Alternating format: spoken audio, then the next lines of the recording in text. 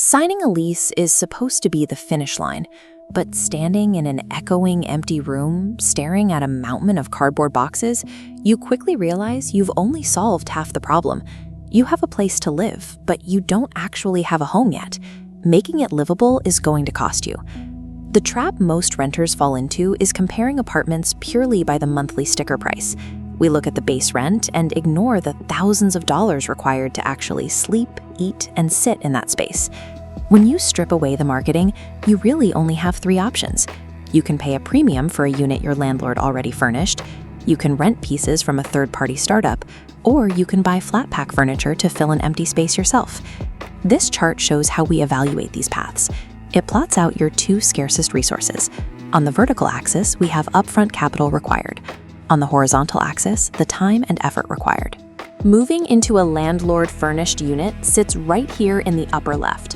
You don't have to lift a single couch, but you pay a steep financial premium for that privilege. Buying your own furniture for an empty unit drops you into the bottom right. You keep your initial cash outlay low, but you pay for it with heavy lifting, assembly, and lost weekends. And the subscription furniture rental model lands dead center. It's an attempt to split the difference between your wallet and your calendar.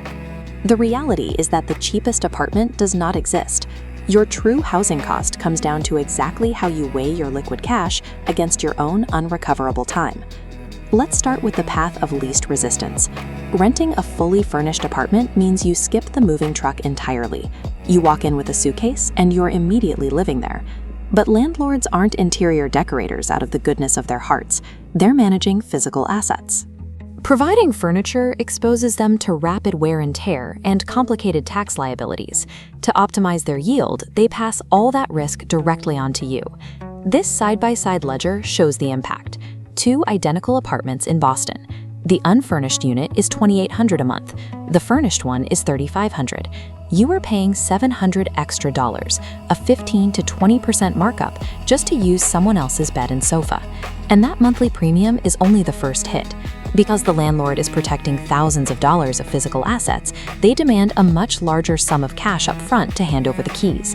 This chart shows the legal security deposit limits in California. For an empty unit, the landlord can only collect 2 months' rent, but for a furnished unit, California allows them to demand 3 times the monthly rent up front. That is thousands of extra dollars extracted from your bank account and locked away in escrow for the entire duration of your lease. That's cash that can't be invested, saved, or used for emergencies. You pay a high, compounding premium every month and lock up your liquidity to borrow a couch. It is an aggressive luxury tax that builds you zero personal equity. So you sign a lease for an empty box to secure the lowest possible monthly rent, planning to fill it with budget Flatpack furniture. Getting that empty space to a baseline standard of living, a bed, a mattress, a place to sit, and basic kitchen prep space will reliably drain between $2,000 and $4,000 from your account on day one. Then comes the sweat equity.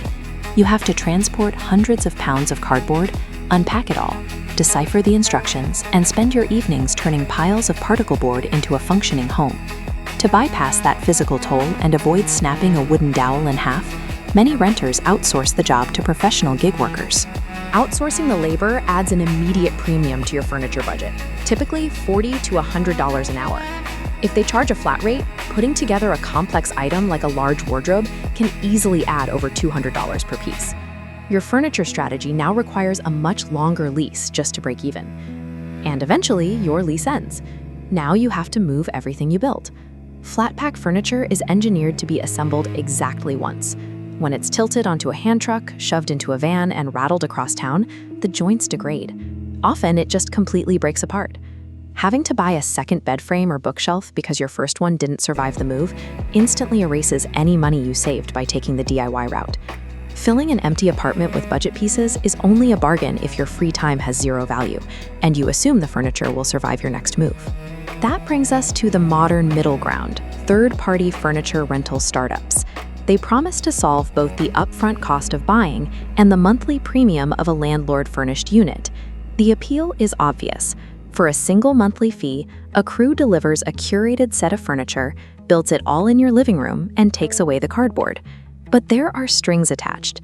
These services enforce strict minimum spend requirements, usually locking you into $100 to $200 a month just to use the platform, and that baseline rate is often padded with extra operational costs. You'll see mandatory insurance charges, delivery fees, and cleaning surcharges quietly added to your invoice. The real hazard is the condition clause. Because the company intends to rent that furniture to someone else after you leave, you have to keep every piece in immaculate condition. A scratched cable leg or a spilled glass of wine on a rented sofa is a formal breach of contract. That damage triggers heavy penalty fees, or even a forced buyout of the item at retail price when your lease ends. Renting your furniture doesn't eliminate your financial risk, it just shifts it. You trade the upfront pain of buying for the back-end anxiety of damage penalties. With all these hidden fees, deposits, and labor costs, the right choice has nothing to do with aesthetics. It depends entirely on a single metric: exactly how long you plan to live in that apartment. This chart plots total cost of ownership for 3 strategies over a 2-year timeline. The lines track cumulative dollars spent month by month. Watch the math. The lines cross sharply at month 9 and 14. These intersections tell you exactly what you should do. If your timeline is under 9 months, you are the Nomad. You have to choose the landlord furnished apartment. You pay a higher monthly rate, but you avoid wasting thousands of dollars in capital on assets that depreciate the moment you move out. If you expect to stay between 9 and 18 months, you are the transitional renter. Your optimal path is securing the lower rent of an empty unit, but using a furniture subscription service to fill it. You maintain your mobility without taking on the burden of buying and moving heavy assets. But if you plan to stay for a year and a half or more, you are the settler. You need to sign a lease for an unfurnished unit and commit to buying and building your own furniture. Even if you pay professional gig workers to assemble everything for you, the lower base rent of the empty apartment absorbs those upfront costs completely by month 18. Every month you stay after that is pure savings.